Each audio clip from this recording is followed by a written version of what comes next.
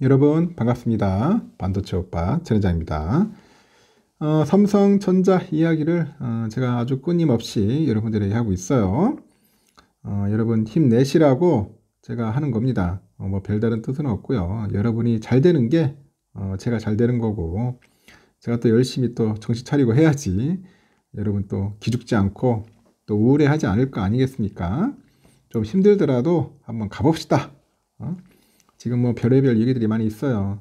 주가가 좀 많이 빠지고 하다 보니까 이거 과연 진짜 이거 해야 하는지 말아야 하는지 고민하는 분도 있을 테고, 낙심한 분도 있고 화를 내는 분도 있고 그렇습니다. 투자의 길이 참 이게 멀고 험하네요. 상당히 힘들고 막 스트레스 받고 그렇습니다. 내 생각대로만 이루어진다면 얼마나 좋겠어요. 하지만 그렇지 않다는 거 여러분들 잘 참고하셔야 돼요. 하여튼 여러분 주눅 들지 마세요. 주눅 들지 마시고 한번 가봅시다. 알겠죠? 오늘 삼성전자는 보니까 뭐 본주보다 우선주가 상당히 좀 아이러니했어요. 보니까 막판에 종가에 좀 나오더라고. 이렇게 골 때리는 게 이런 거예요. 갑자기 막 종가에서 500원씩 끌어올리고 또 떨어뜨리고, 이게 도대체 뭐 하는 짓인지 모르겠어요. 예전에 제가 그랬지 않습니까? 그냥 딱 끝나는 순간으로 종가를 하면 좋은데 이렇지 않아. 의도적으로 주가를 끌어내린다거나 끌어올리더라고요. 이게 장난질이지. 이게 주가 조작 아닐까? 이게 주가 조작에서 생각하는데, 금감원이나 금융위에서는 도대체 뭐 하는지 모르겠어요. 한번 이걸 좀 파헤쳤으면 좋겠어. 아니면은 좀 제도적으로 좀 개선을 했으면 좋겠습니다. 개선. 그냥 주식시장 열으면은 쭉 가다가, 아니 이 정도 호가창에서 딱 끝나면은 5만, 뭐 예를 들어서 뭐 7만 5천 원, 뭐 7만 4,900원, 여기서 딱 끝나면 여기서 끝나는 거지.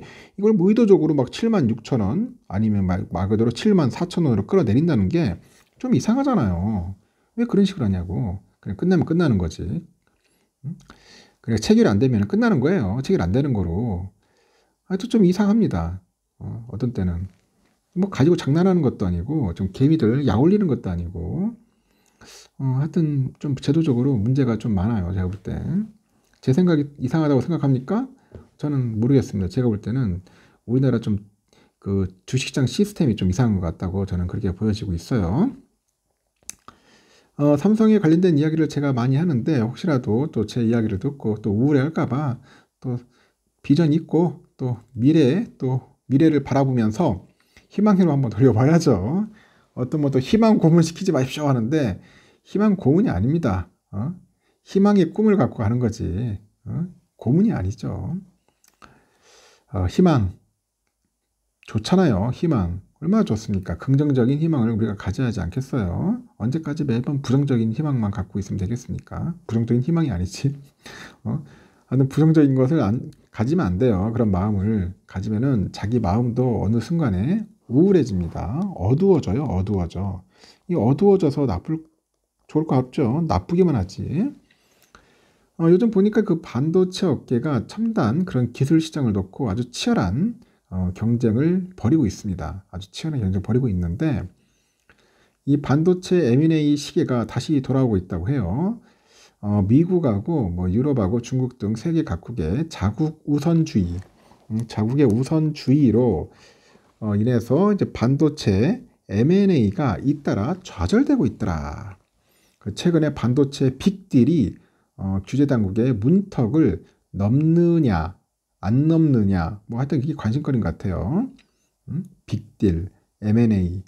이제 M&A 빅딜 관련된 이야기들이 또 슬금슬금 나오고 있는 것 같습니다. 일본 차량용 반도체 기업이더라고요. 그 르네사스 일렉트로닉스입니다. 르네사스예요. 미국의 반도체 소프트웨어 기업 알티움을 91억 호주 달러에 인수하기로 했다. 그럽니다. 샀습니다.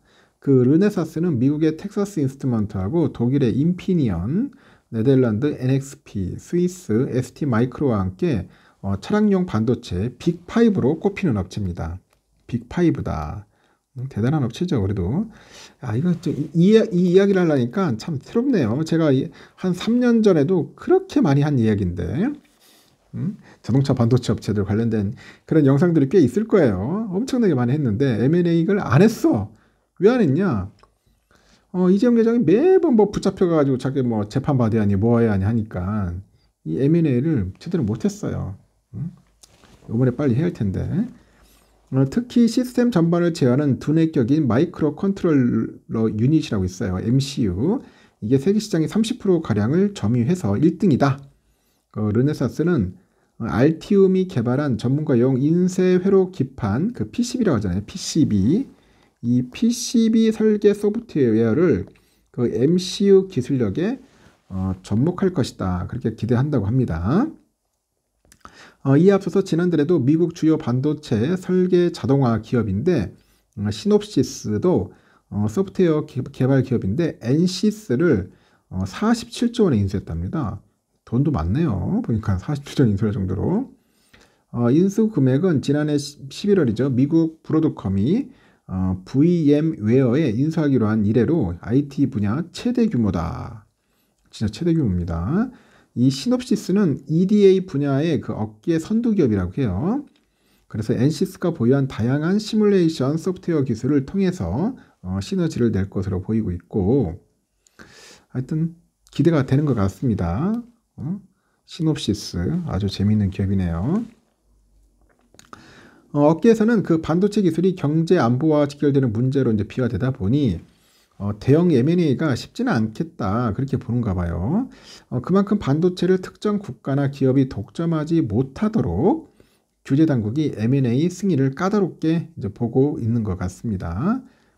엔비디아는 영국의 반도체 설계 회사, 그 설계자산 회사죠. ARM을 인수하려다가 영국 규제 당국의 반대에 부딪혀서 인수를 이제 포기를 했잖아요.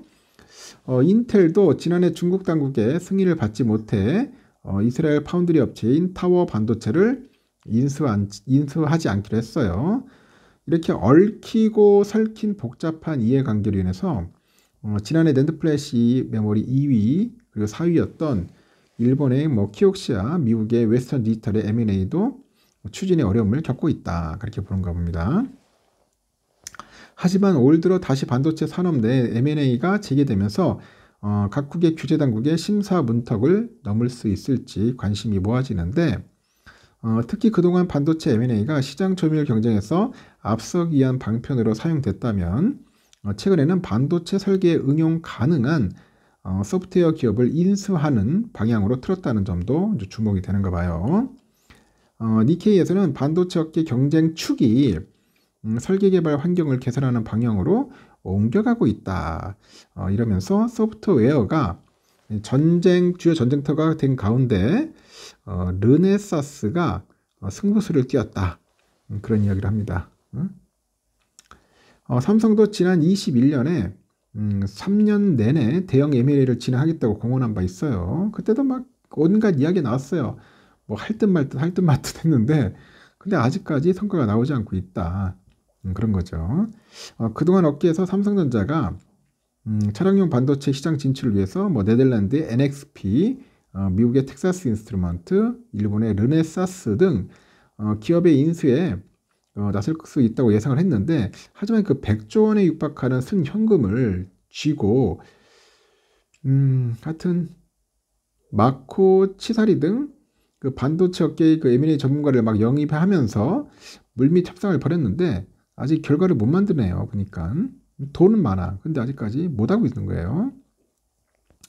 한종희 부회장이 올해 초에 미국 라스베가스에서 기자들 만났는데 글로벌 경기가 계속 악화되고 있어서 사실 M&A 환경이 예전보다 나아진 것은 없다.